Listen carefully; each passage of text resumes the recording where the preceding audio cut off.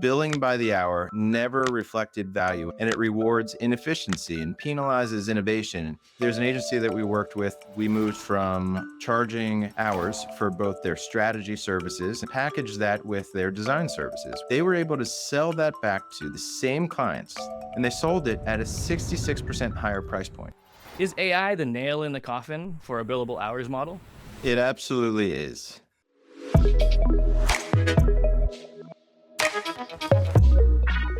All right, today we're talking about whether billing by the hour is being made irrelevant by AI and what agencies should be doing about it to focus on the value being created rather than the time being spent. With me today is Brian Kessman, founder of Lodestar Agency Consulting, where he helps independent agencies and multinational networks move their firms beyond billable hours and commoditized services. He works with leadership teams to reposition their expertise, productize their value, and price based on impact, building scalable, high-margin models centered on client outcomes.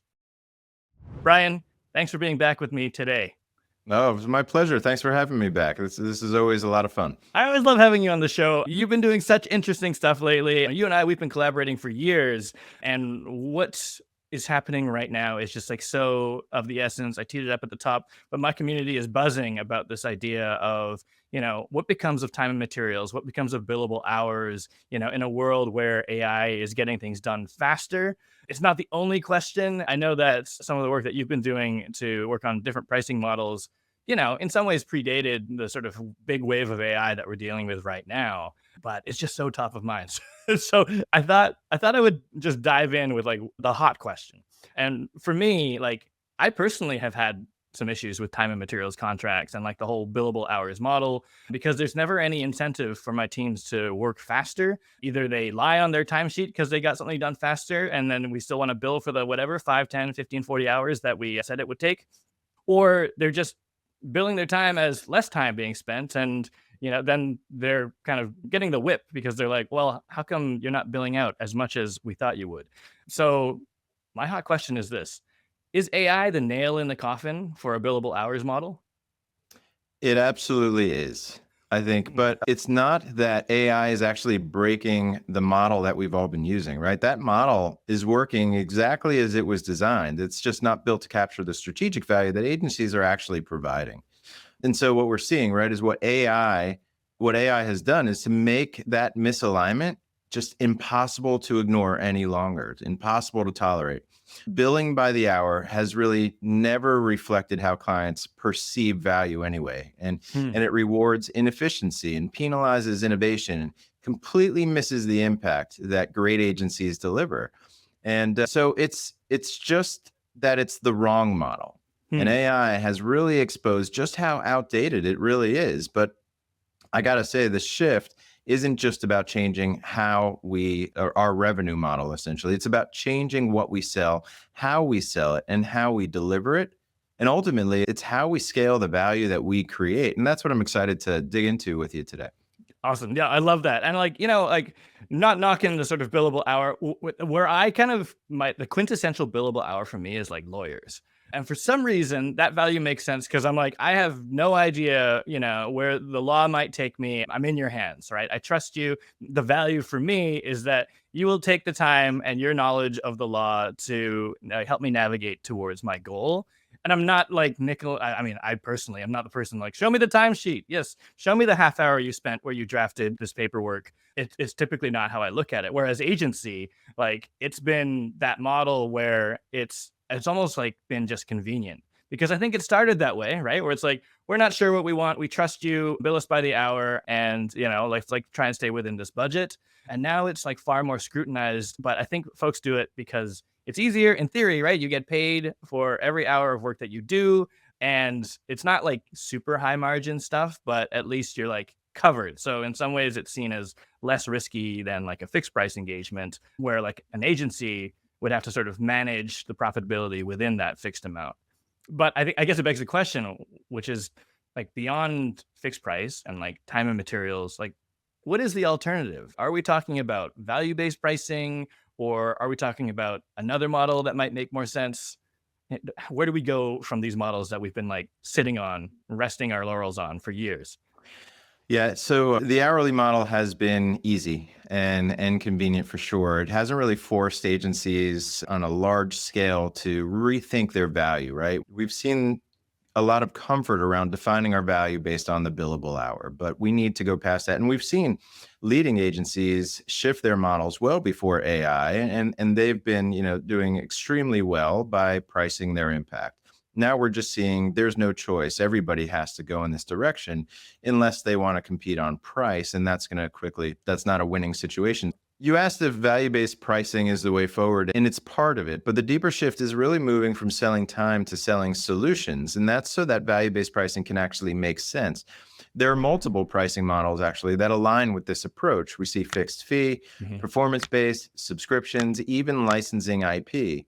And I think of these all as value aligned pricing models because the goal isn't to change how we charge, but to better reflect the value that we're actually creating. But there's a catch. To use any of these models effectively, you have to first reimagine how your agency creates and delivers value. Hmm. Because if you're still selling capabilities and activities, well, then you're right back in the conversation about time and effort. And that's what really drags you into those conversations that are about comparing you to competitors or Mhm. having to negotiate and you're seen as a commodity. So if what you sell can just be easily compared to what other firms offer, then you're always going to be fighting for your margins. And that's why that real shift isn't just about pricing. It's also about a couple key things: how you position your firm, how you package your value, how you deliver your expertise. And that's exactly what the agency value model is designed to address, which is, I Mhm. know, something we're going to talk about. But before we get into that, I just want to hear, what are you seeing or hearing from your audience related to this? Yeah, I mean, so like the reason why a lot of the time and material stuff is in contention right now, is causing some anxiety in my community, is because of exactly what you said. It sounds like a race to the bottom. So now there's like different margins you can play with, and again, not just AI, but like nearshoring, offshoring, like the labor costs can go down, and therefore the rate that you bill at can go down, and all of the agencies who aren't taking advantage of that, or they're that maybe their thing is like, yeah, we're all local, we're a local boutique agency, we all live in this city, but suddenly they are twice the price of someone who is kind of like outsourcing or leveraging AI. And I think the argument is, okay, well, some of this, the race to the bottom stuff, right, you mentioned at the top, like the commodification of digital services is basically it's changing the competitive model to just be like the lowest price, right? And like that's like the only way you can survive. And then there's a lot of folks that are trying to not necessarily reimagine their value, but like add value. I see a lot of smaller agencies like arcing towards, oh, we also maybe they were mostly like a dev build shop, right? Maybe they're mostly developers and some designers, and they're like, okay, well, we should do strategy because that's more valuable. Like we should have that as an offering, which, as you can imagine, is like standing up a whole new offering with like staff you don't have. Like it's risky. It's not overnight. It takes a lot. I like what you're saying though, because it's the first step is not to change your pricing model. The first step is to rethink the value you're already delivering. And I think that's like a message that I think a lot of folks that I talk to need to hear, because the competition is not about, oh, the value that you're delivering isn't good enough anymore. It's just that the way it's perceived can either go two directions. Either it's like very commodified and it should only cost $5 because I can get that, or I can build it using an AI tool, or I can get Wix, or, like I don't need to pay that much for my website, all the way to the other side, which is like, okay, well, we do all these things. It's an all in one sort of package. The cohesion between value is the thing that makes it cost a lot of money, and they're hanging their hat on that. Whereas I think I like what you're saying about the solutions and the outcomes. But, I come from a bit of a business development side too, where I'm like, that requires the whole pitch has to be different. The whole value proposition has to be different. Like the way we talk about our work has to be different. And then the engagement model can be different. Yeah, you're 100% right. There are agencies that are doing great work out there, but their model, their revenue model, the way they talk about themselves, they're really undervaluing what they can do. And clients are just not seeing them for all their worth. And so that's what this is about. It's making that shift first, because you can't just go and price the same work that is perceived as low value all of a sudden at a higher price point. It's just that agencies have been underselling themselves for too long. So first we need to correct that, and then we can actually build on that and then achieve better pricing. Do you have any like examples out in the wild that you can talk us through just to kind of see how maybe that transition went and what the sort of pricing model looks like now for an organization that you've worked with? Yeah, at a high level, I'll describe there's a model that we recommend most often. It's a tiered fixed pricing model for what we'd refer to as a productized solution. Hmm. And so if you imagine each tier is designed and priced based on the value that the tier creates, not effort at all, not time. Certainly we use time to understand our costs, but that's not what we're pricing. And so if you were imagine, let's say as an example, a brand strategy program that has 3 tiers. One is focused on helping your client first achieve a foundational level of clarity on their target market. The Mm-hmm. next tier would be something more in-depth positioning, the positioning strategy around that. And then we go to the third, which would be all of what I just said, plus including the go-to-market strategy and activities behind that. And then, so with that, each one leads, you can imagine the different set of outcomes behind each of those tiers.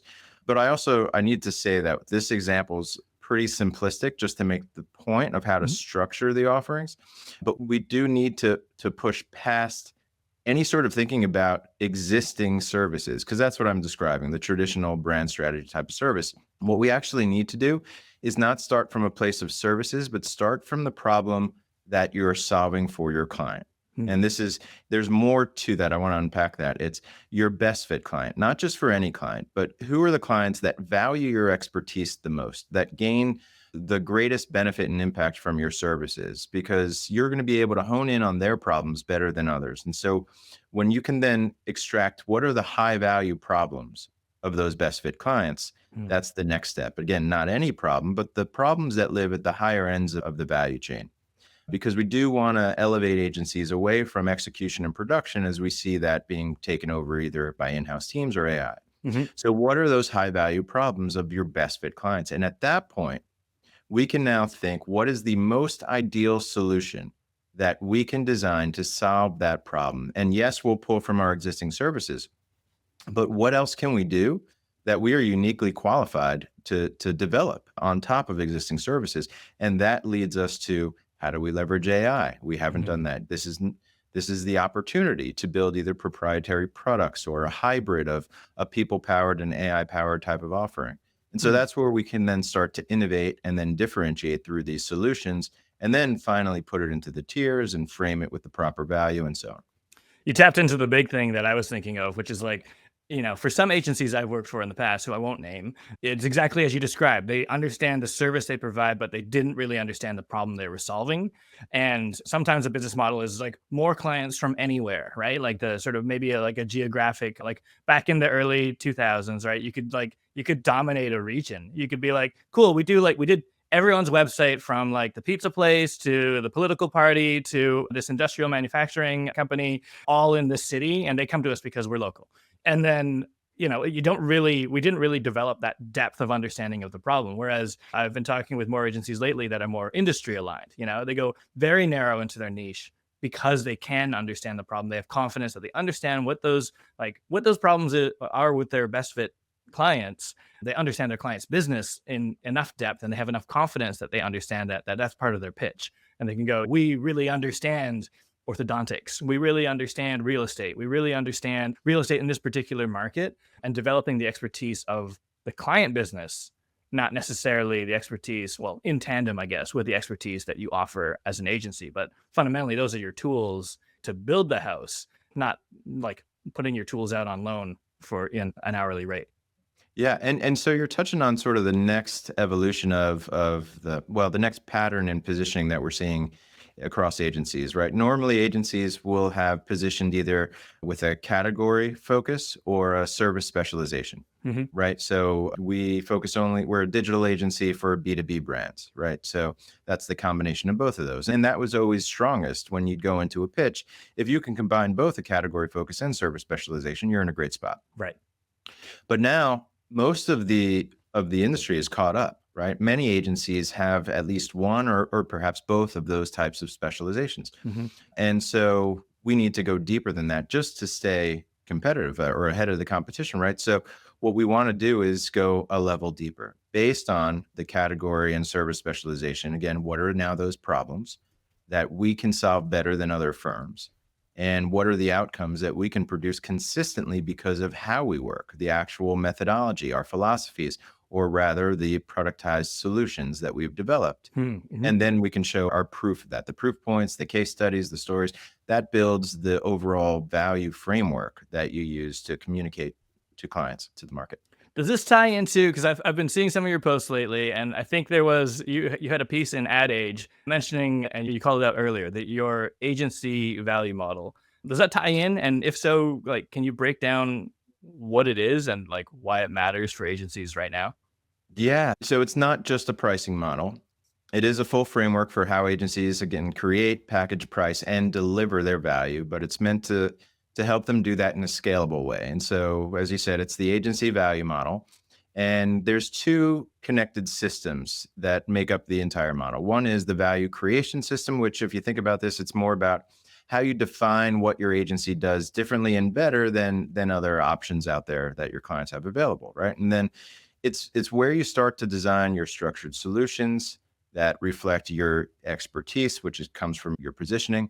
And those solutions are purpose built to solve, again, those high value client problems, which leads into then the second part of the system, which is the value capture system. And that's how do you scope and deliver and price that value consistently in a way that's scalable and where you can maintain profitability. And so how do you create and capture value? And then, so within that, under those two systems, there's four, I refer to them as four levers that you can use to fine tune the model. Hmm. And so I touched on some of these already, right? Positioning is the first one, positioning what your unique value is. You build on that then with productizing that value into structured solutions. And then you're preparing your people as the third step to make sure they are prepared to confidently speak to and sell and deliver that value, because that's one of the breaking points. We see people fall back on old habits of talking about costs and time and so on. And then finally, the fourth lever is pricing based Hmm. on outcomes or impact, not effort, right? But so many conversations today that I have with agencies, this starts with pricing. We need help with pricing. And we need to introduce the model so that we can see, are all the other pieces aligned so that you can effectively price in the way that you want. And so that's how this model helps. It's really meant for the current marketplace, right? Mhm. That's really driven by AI and automation. And so, of course, time-based approaches don't work. And so this helps to shift away from that, from selling time to selling outcomes, making sure all the right pieces are in place first before you attempt that. And then you can start to scale your value.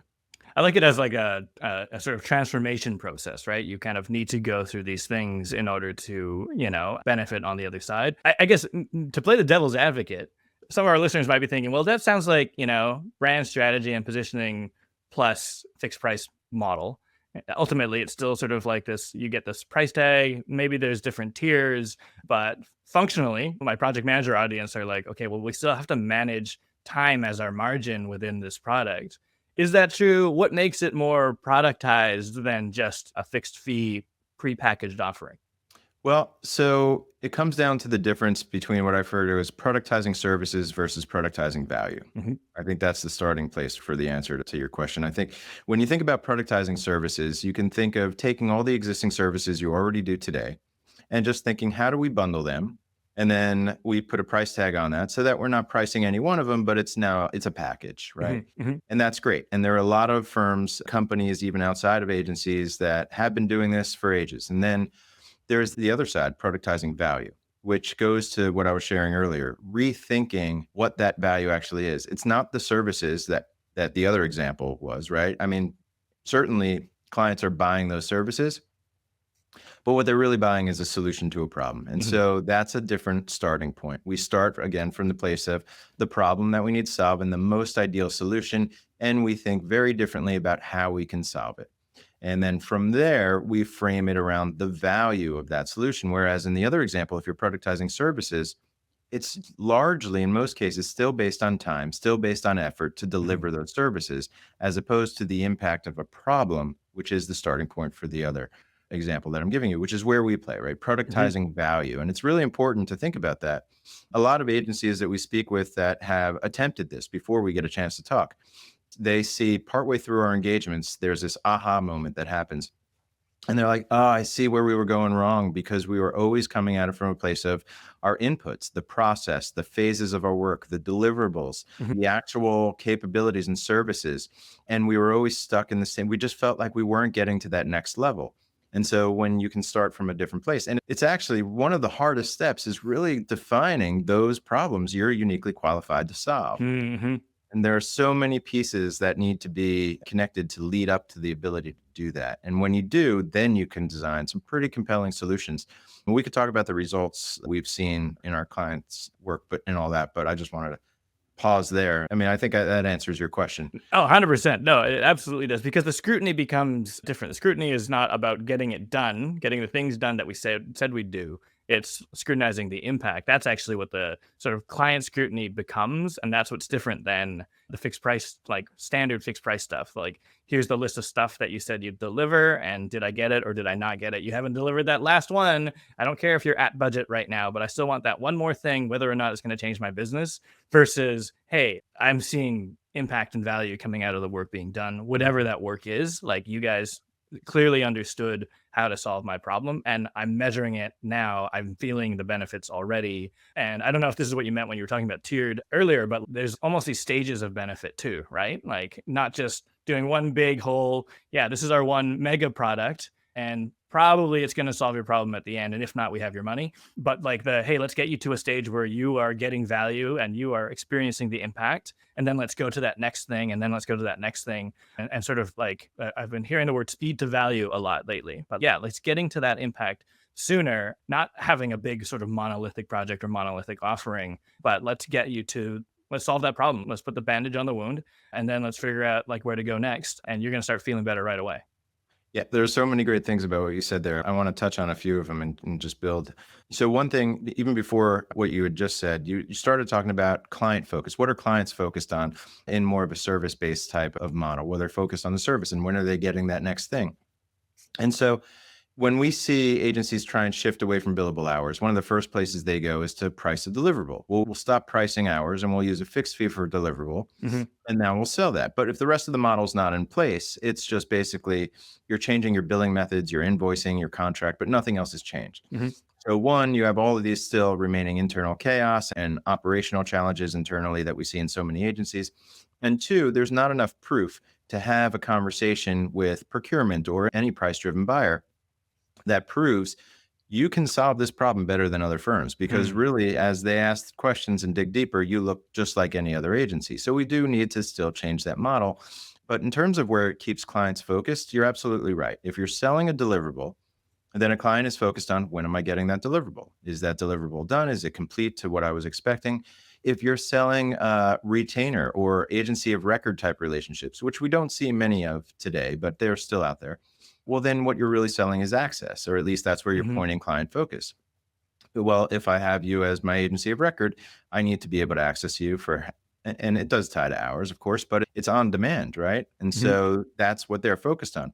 But when you say we're selling solutions, well, that starts the client's focus and keeps it maintained on a problem that's going to be solved. And that's what everybody should be focused on, because that's what Mhm. they've always been buying, Mhm. is the solution to their business problem. So that's why we see this as the most effective ways for agency to truly scale, to sell and scale their value, because what we're really talking about is transformation work for Mhm. agencies. And that's what they've always been doing, getting clients from a current state to a better future state. And what better way to do that than saying, well, there's a problem blocking you from getting there. We have that solution. That's what we sell. Here's our expertise and how we do it, and so on. I really like that. I like the sort of the transformation theme, because I think that is what a lot of projects are these days, arguably always, right? That we're trying to explore a way to change something to either do business better or serve our customers better. There's some kind of transformation that takes place. But I also like this idea that like agencies themselves need to undergo a transformation, and they have to go through almost their own process, right? They're telling their clients, no, you got to go. We got to start with discovery. We have to do this technical audit. We've got to do these things. This is our process. And then that whole like eating your own dog food thing, right? It's like, okay, but when it comes to our agency, we're just going to like try different things. Oh, we're going to respond to this RFP with this kind of value prop and see how that goes. We're going to like go to these networking events and drum up some business. And when there's a lead, we'll make the shoe fit. And I think that's like the current state of the economy right now too, where I think, like you said, there's not a lot of sort of these retainer models anymore. Cash flow is becoming like an intensely challenging thing to manage. And a lot of the, clients that are walking in the door that probably aren't best fit clients, but they're the ones walking through the door are like, I only have $10,000 to do that $75,000 project you just proposed. Would you take the 10? And some agencies might have to.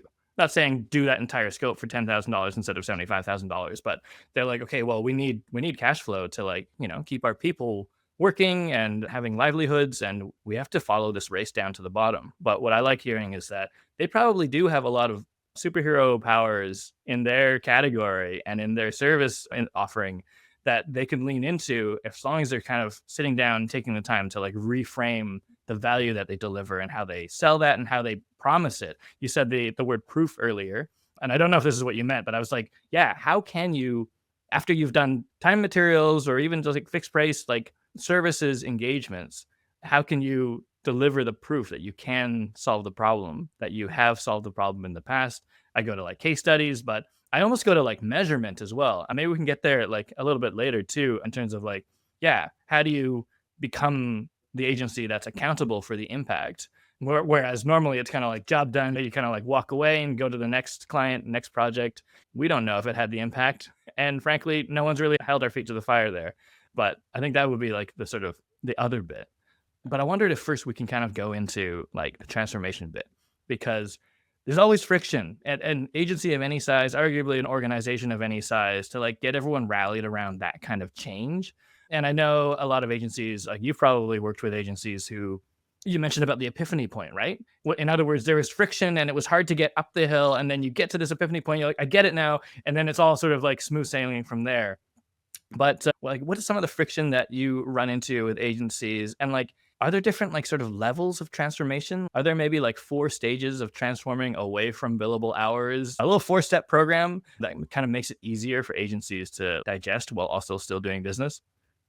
Yeah, without a doubt, you're setting me up for a great answer here. I think so certainly there are friction points. We see some of the most common ones, and I'll just touch on them quickly, is that leadership believes in value-based or value-aligned pricing, but yet client-facing teams are still defaulting to time estimates or scope changes, or if scopes are still built around highly customized deliverables, and I mean most scopes in the firm are custom, well, that makes scalability almost impossible, right? So there's not really repeatable structure there for that to happen.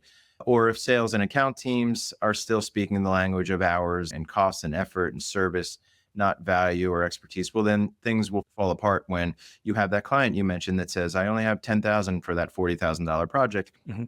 What we're talking about is confidence going into a negotiation situation and believing that what you're selling is actually worth that 40,000 to begin with and not budging, or finding another way to solve the problem, but for a $10,000 budget. Mm-hmm. Because you're the expert, you should be able to do that to some level, or at least that person needs to respect your expertise and find that money if they want to work with you to solve that problem. Otherwise, I mean, it's always a business decision, right? We never want to turn away money, but at sometimes it's also the opportunity cost. If you accept one, that introduces chaos and customization again, right? And then you are starting to burn out people when you can have that next great opportunity walking in the door. And so what we see, I'm starting to go off on a tangent here, and I'll pull it back in. But what we see is when all the pieces are in place, right? Your positioning is clear. You know who you're for and who you're not for, what you do and what you don't do. All of that. You have your productized solutions. You have all of the other pieces, and you're priced appropriately. Well, you attract the right clients.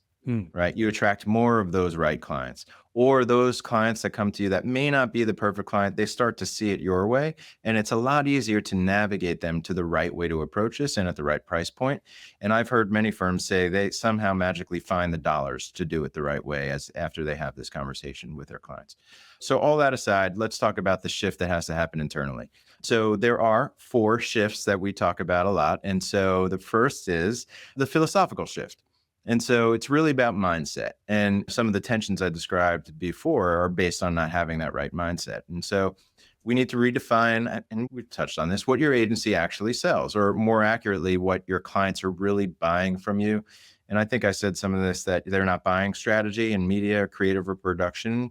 And they never were, despite what we see on so many agency websites for years. what clients are actually buying, again, is that solution to a problem or a desired outcome, a new capability that you're going to build for them or give them the knowledge to gain. So it's really ultimately tying to the positioning piece. And it's taking that stand and saying, these are the problems we are uniquely qualified to solve based on our strengths. This is who we are as an agency. So that's the first shift. And it's really foundational to everything else. But I mean, does that line up with some of the challenges you see in the industry when that's not in place? Oh, absolutely. In fact, like I see that as being like where the friction is because of that. Like, I think that like knowing who we're for and knowing who we're not for is like super sound advice. And then that temptation of there's money on the table is like always a bit of that like retrograde. It's that thing that's always going to pull folks back. There's almost like a discipline to it. But I like what you said about like confidence in negotiation, because I think that's ultimately what it comes down to, where it's like, are you confident enough to say that, listen, I can turn this one away. This is going to cost us money. It's like an opportunity cost. And also, this is not our best fit client. And I just need to have confidence in the fact that how we've positioned ourselves, we've made the right decisions, that there is a better fit client coming our way that we can chase down and frankly not wait for people to walk through the door, right? Like go who to go after and what's going to be, like I was going to say lucrative. Lucrative isn't really the word, but like, yeah, like a good, healthy client relationship for your agency. Like that's a really interesting one. But that's where I see a lot of people struggle because they're like, but this person has $10,000. And you're like, yeah, but it's going to cost you $40,000 to get the job done. Like it's a very hard shift to get into that discipline. Well, we see so that confidence builds over time. Right? Even right after a positioning engagement with an agency, it's not an instant flip of the switch where all of a sudden you have your best fit clients knocking at your door. And so it takes time. You have to build the right collateral and the momentum to start to attract them. And sure, so you still have other clients knocking, and you just decide, well, when is it the right time to start saying no to clients that aren't a good fit? And you'll know because you have enough business from your right fit clients, and you become more comfortable and confident in that way. So it does take time. And we're also not saying you fire the bad clients that aren't a good fit. You still work with them, you maintain that business until they decide to leave you, because eventually they will, right? It's not going to last forever. All the while you're building up your pipeline of your best fit clients. And eventually that shift happens naturally. But you can move into the next part of the transformation, which helps put you in an even better spot. And so I can dive into that. Yeah, let's go. So it's about a strategic shift. In other words, how you package your offerings. And I've called it productizing value, I think earlier. And so as an agency that went through this recently they said, you helped us use productization as a strategy when we had been thinking about it all along as a tactic. Mm-hmm. And that goes to the point earlier about productizing services, not productizing value. And so let me unpack that a bit, because this is exactly what we do is productization as a strategy. It's an advantage that you gain when you start to structure your unique value as these defined solutions. You're building up your credibility as the expert in this defined space. And you design those solutions to move clients across an ecosystem of offerings, not just through one-off projects, which is one of the challenges you were describing before. In fact, even the $10,000 project example, right? Well, that's a one-off project, not a solution to the overarching problem, whatever that may be in this big example we've been talking about. But the point is, this is how we create revenue continuity, even inside a project-based model, which is how many firms are operating today. Because what you're doing when you are so focused on your right fit audience and the problems they need solved, well, then you can design solutions for the first problem they're going to experience, leading to the second one that they're going to hit, that you already have a solution to solve that for them before they even know they're going to need it. Mm-hmm. And you create this ecosystem of these solutions for the related sets of problems that these clients have. And now you're ready to have that conversation. The first conversation, you could show them the ecosystem, and this is the place that you play as the expert. You already know where they're going to go on their journey, and you have solutions for all of it. And you're quickly becoming a strategic partner, a strategic ally for them. Mm-hmm. And that there's a lot of value in that. And so what you do is you start to grow your overall client lifetime value with these clients because you have one solution leading to the next and to the next. All the while, you're also differentiating your agency from the others that don't do this in a way that's highly defensible. And so when the solutions are also built on that positioning, now you can also price higher for these as well, and you see less pushback. Very different conversation to have. So that's a strategic shift. There's two other shifts. I'll be a little quicker, I think, on these. But I mean, certainly one is operational. Because now how do we deliver all this value we've been talking about?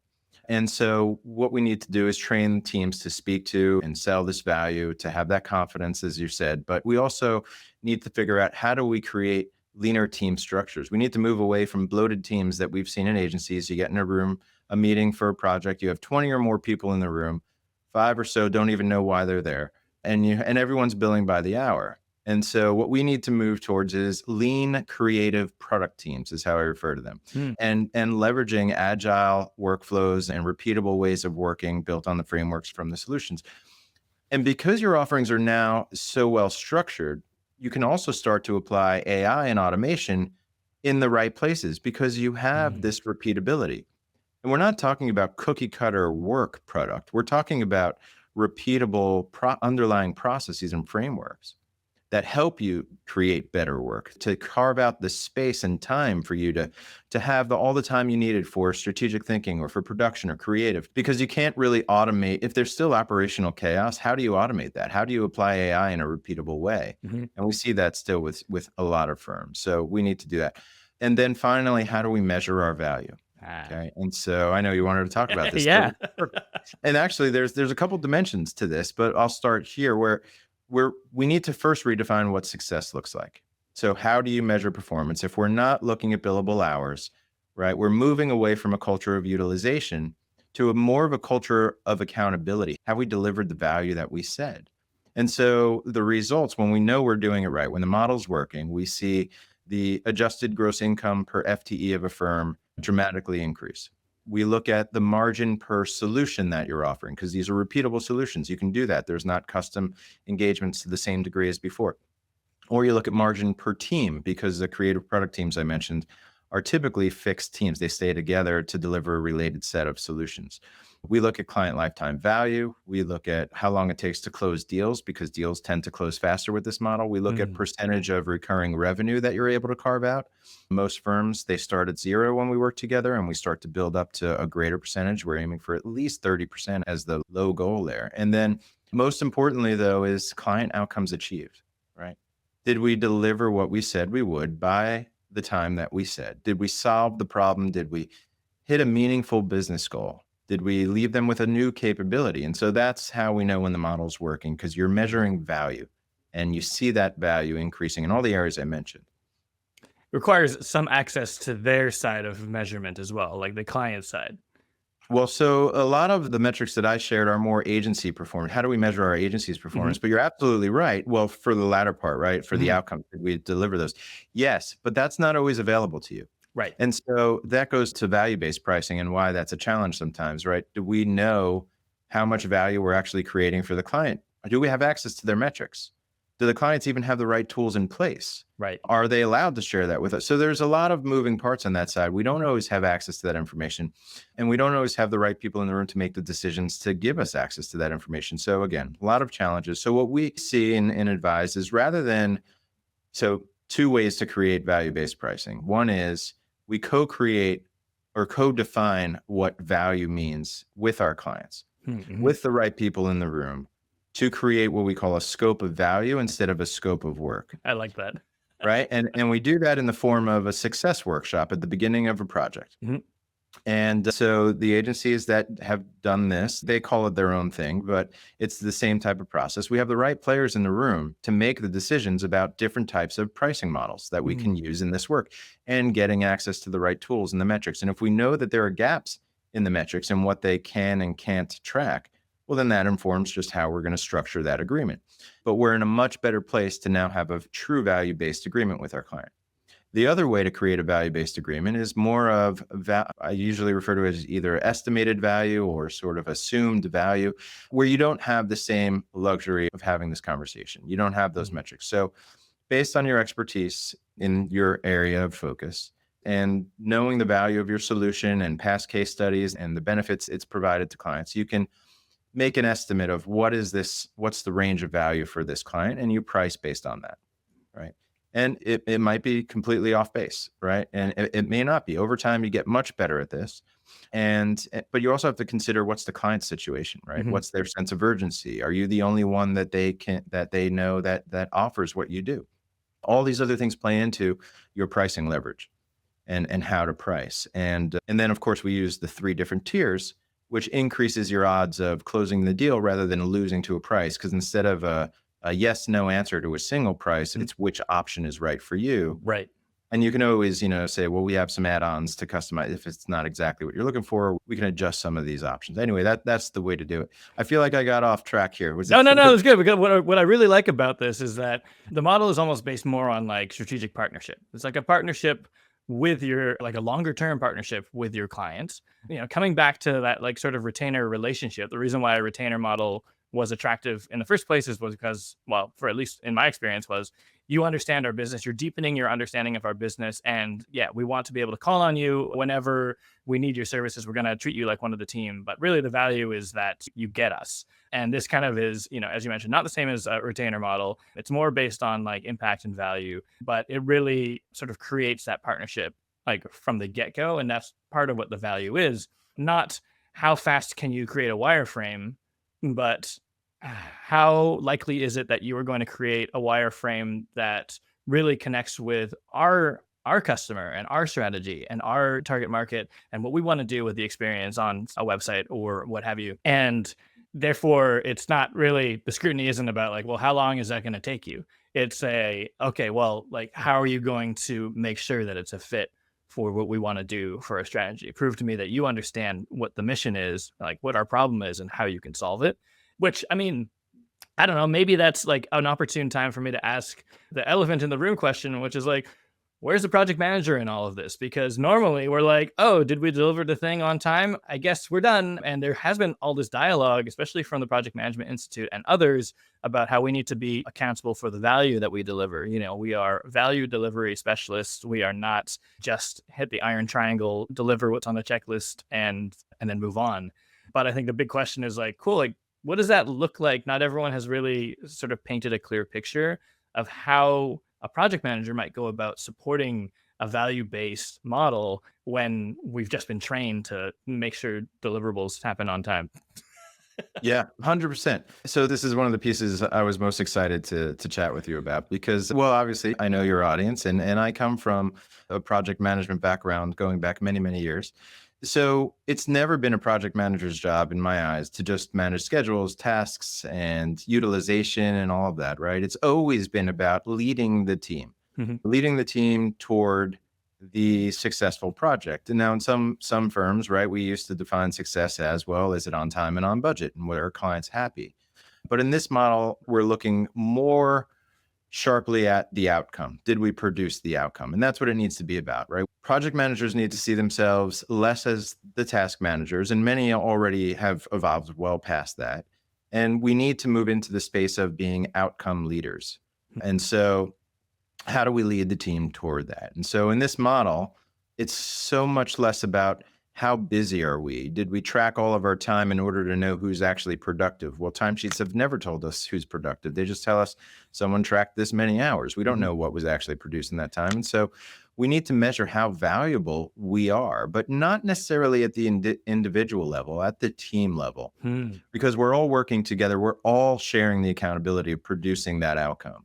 And getting at the individual level can be helpful if the individual wants to learn, how can I work better? But we're not trying to really scrutinize anyone's hours on a project. What we're trying to do is make sure that the team is happy with how they're working and they're working as a highly effective team. And if somebody's dropping the ball, well, they're going to hear about it or somebody's going to hear about it.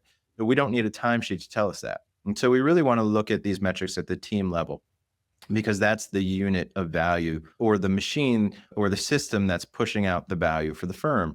So it shifts the role of a PM for PMs that haven't already made this shift. I think you call it value managers, right? And so that's ultimately what it is, guiding delivery around outcomes and clarity and client impact instead of the time and budget. So, and there are metrics that they can use to help them do this too, but that mindset shift has to come first. Yeah, it's almost the same transformation, right? The philosophical transformation, the strategic transformation, and along with measurement as well. Now, I really like that, and I agree with you. I think a lot of folks have sort of moved beyond that idea that a project manager just is a task manager. But I think that actually paints a clear picture of how you can kind of like use value as a lens to look at like the quality of work being done as a team, not necessarily these individual parts that hopefully will come together and add up to the outcome that we want. And I think we've all had those projects where we're like, okay, we have this deliverable and we're supposed to do it. We're just not sure if it's like is it even useful? What are they gonna do with it? I guess we should still deliver it because we're supposed to. And that's like the flip side of that is like, listen, we're supposed to do this. I don't think you need it. It's not going to have this is going to have more value, right? Can we shift into this model, or can we do this, can we do this approach instead, because we understand the problem we're trying to solve, not because we understand the scope of work document that's sitting on our desk. Yes, because the client didn't buy those deliverables and Yep. is not checking boxes to say, I need this and this. They need the result. And if you're the expert and you know how to get to that result and you're seeing a need to change course, well, then the client should be ready to trust that. If the whole model's in place, you've set up that trust with the client and so on. Absolutely. Yeah. Love that. Maybe I'll round out with this because you mentioned earlier, right? Like kind of results. And I think folks listening, they're like, okay, Brian, that's all fine and good. Yeah, we can go on this transformation journey. It's not going to be easy. And we'll have to like really have a deep thought about who we're for and who we're not for and how we position our value, how we go after business and how we manage the work. But is it going to make a difference to our livelihoods as staff within an agency, or is it going to help agencies grow? Like, what are the kind of results that you've seen just at a high level after adopting this model? Yeah. So it happens in at least two buckets, financial and cultural for the firm. So the firms that do adopt this model, they typically they see their AGI per FTE start to grow 2 to 3 times from where they started. Mhm. They get stronger margins. They get longer and more valuable client relationships out of this because they're delivering outcomes clients actually care about, right? It's not about checking the boxes for activities or hours or even deliverables in certain cases. There's an agency that we worked with that shifted just one of their core offerings. We started with a pilot for them, just a pilot productized offering. And so we moved from charging hours for both their strategy services, and by doing that, they were already undervalued terribly because they were selling it the same way as execution. And we packaged that with their design services, which they were seeing clients were taking in-house, or AI was really making it hard to charge as they would for design. So when we combine the two to solve a very specific problem and frame the value with what clients really cared about, which was also speed of delivery and so on, they were able to sell that back to the same clients that they had bought this for years individually as capabilities. And they sold it at a 66% higher price point. Wow. Right. And because they had the solution and were able to create a repeatable system to get this work out the door, just even in the proposal, it took them 2 days instead of a week to deliver the proposal, which was already some proof of value or speed to value for the client because they really wanted to get their work done. This particular firm, their clients, the speed was most important to them because of the size of these engagements and the value in the market. And then also they can deliver much faster. And so they estimated about 2,000 hours just for new biz efforts alone by reducing the proposal time. They delivered the value faster in terms of the engagement, so they can deliver more productized offerings within the same time frame, so generating more revenue. And what they calculated is somewhere between 600,000 to 1.5 million in new income alone, just from remodeling already existing services. No new staff, no new clients, nothing, just what they already do. Wow. So that's one example, but there are other examples of just how quickly agencies have seen value. Just getting out the door from our program 1 month into market is usually within that 1 month, they're able to sell their first offering, usually at about 50% higher than average deal value. So we have several case studies, but these are just some of them. Those are very impressive numbers. There's also this thread of steel, and you've mentioned it a couple of times, of like kind of lean creative teams. I know a lot of businesses, it's natural to look at revenue per FTE. You were talking about a case study where they hadn't changed the staff and were still sort of able to grow their revenue, grow their business, even from existing clients. But like, does this maybe change the future? Here's what I'm thinking, because I'm like, okay, if I was to start an agency from scratch today, who would I hire? And, would I hire a bunch of lower cost sort of specialists in the service that they offer? Or would I invest in 1 or 2 people who are like domain and category experts who can, who are on side with the productization, who don't really want to do heavily customized things, something that we can kind of automate and use AI to support. And maybe they've got a set of AI tools or agents that are kind of helping produce the work, because the value is not how fast can I draw a button on a page or how fast can I type code into a machine, but it's like, how well do I understand the problem that I'm going to be solved or that I'm meant to solve? And then do you see this as agencies getting smaller and the like projects moving faster because the billing model is not about hours and there's less sort of bloat, you can kind of move quicker? Or is it kind of like the same model that we've been seeing, just a different positioning in the marketplace, different pricing, different way of sort of managing and leading the work? I think it could be all those things depending on the business. I Mm-hmm. think it's certainly firms that still want to play in the execution space. And want to leverage AI to do that, just need to do it better than others can. And we see there's a firm, Silverside AI, they do an innovation lab and they play largely in the execution space, also strategy and so on. But that's one example. We see, drawing a blank on a few others. So if anybody wants more examples, contact me. But yeah, so there are firms that are really owning the AI execution space, Mhm. and they're doing amazing things. We see examples littered throughout LinkedIn all the time of these really great creative examples. And so that's one place, that's one answer. And we see other firms that are climbing the value chain. They're trying to get away from the execution, or in the way that we advise is bundling the execution under the umbrella of a strategic outcome, right? Right. That takes a slice of all of their services just to solve that problem and produce that outcome. You're still in execution land. It's just combined as a larger solution, so it's not price sensitive anymore. Mhm. So, and you still need to do that work, of course, to help your clients with the activation side of things. So that's one way. In terms of talent or size of firms, I think it certainly can be smaller firms if we want it to be, because when we have repeatable solutions, everything's documented, or at least should be. It's easier to document because everything's not custom.